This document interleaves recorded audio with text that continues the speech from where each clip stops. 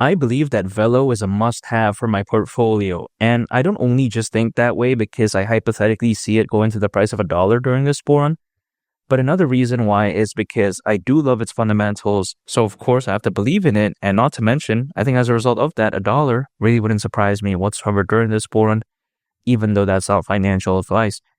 But here's the thing. People oftentimes rave about AI projects, meme coins, and don't get me wrong, I love them too, and I'm bullish on some. But the way you take a look at it is that VELO is this narrative that is often ignored. People often don't really consider this as a special project because they consider it to be focused on boring markets, but there's beauty and simplicity in my opinion because after all, VELO is a blockchain-enabled financial system and decentralized settlement network that is designed to make the transfer value between one country to another more efficient. Now, this may sound like a bunch of random nonsense, but let's simple things down because quite essentially at its core, VELO is focused on cross-border effective payments and as well as remittances. Now, of course, we all know that the payments market is currently valued at over $2 trillion. So we know that this is a massive market, but often what is ignored? That is remittances. And let me give an example of what this is in case, someone may be wondering, okay, what are remittances?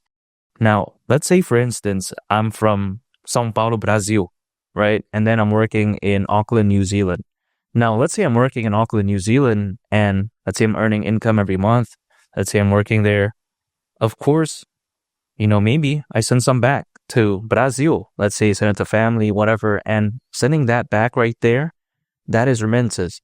So the way to take a look at it is that when it comes to remittances, of course, this is crucial because there's many international workers out there, many people, they work abroad. So the way I view it is that it needs an effective and efficient solution. So that right there is where something like VELO potentially steps in and saves the day. That's how amazing it is. Sometimes people don't really think about this because they don't really think about international workers and how they're sending stuff back home. But again, VELO thought about this. This is how amazing they are. However, even despite that, VELO, even despite having a grand vision, initially, they are focused on the Southeast Asian region. Now, you may be thinking, okay, why Southeast Asia more specifically? It's because there's a lot of international workers there. For instance, you take a look at back in 2020, according to BPB, so it's basically like 5 years away at this point, but even besides that, there was nearly 24 million Southeast Asians living outside their country of origin. So can you imagine, hypothetically, how much remittances are sent back to Southeast Asia every single month, or let's say every 2 weeks, whatever the case may be. So this right here, of course, is massive. Now, you take a look at that figure again, nearly 24 million. This was like back in 2020, keep in mind again. So as of right now, the number could be way bigger. Who knows? So the way I view it is that when it comes to this aspect, again, remittances, this is massive. And being focused on Southeast Asia, it's amazing in my opinion because, of course, they clearly have their sights in the right area and they understand that, hey, instead of trying to be focused on everything in the beginning, why not have a focus first in a certain area and then maybe in the future expand? And if they were to do that, that would still be amazing anyways, because if you take a look at the grand scheme of things when it comes to just remittances globally, you take a look at, according to Grandview Research, the global digital remittance market is expected to reach over $60 billion by 2030. So when you think about that, not only is this a massive market right now, but it could be even bigger in the future. So this is fantastic. And again, it shows that VELO is focused on a market that has potential there. Quite essentially, there's some meat in the bone because some other projects out there, they say they have good fundamentals and let's say in some cases they're fast or very scalable, but then at the same time, they're focused on the wrong market. It's not a good idea in my opinion. This one right here is focused on the right market and I like that. And also, not to mention, you take a look at how VELO is focused on something called CDFI, which is centralized decentralized finance. And as the name goes, it's just basically combining the good aspects of centralized finance and decentralized finance. So that's amazing because when you think about it, and that right there is amazing in my opinion, because even if you take a look at the potential for DeFi, again, decentralized finance, this could be amazing because yet again, according to Grandview Research, because, they like to predict things, they do predict that by 2030, the DeFi market is expected to be worth over $200 billion. So that's insane. That's bigger than some countries' GDP. Now, granted, not everyone is going to be a fan of DeFi, even though I am.